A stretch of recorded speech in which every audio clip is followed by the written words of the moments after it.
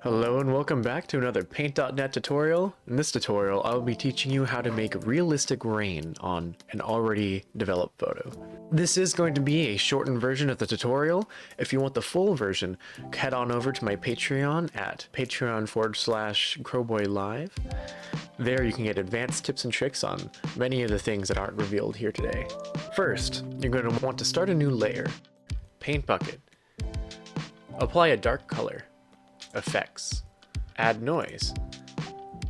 Increase intensity, decrease saturation.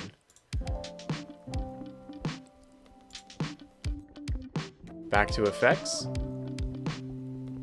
Motion blur. Adjust for the direction you want your rain.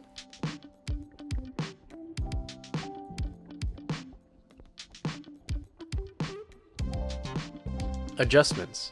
Brightness and contrast. Decrease brightness. Increase contrast. Layer settings. Blend mode screen. Adjust opacity.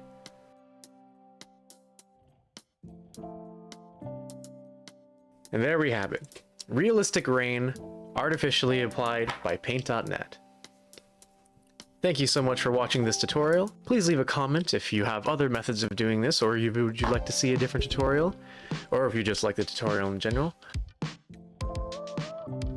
Thank you for watching, and make sure to like and subscribe if you found this helpful. Make sure to check out the rest of the series on YouTube, and if you really want to get the most you can out of Paint.net, then I highly suggest you take a look at my Patreon, where I post advanced guides on making textures and other essential skills.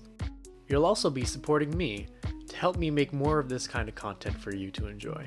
Head on over to my website to see the entire list of what's available to you. See you next time.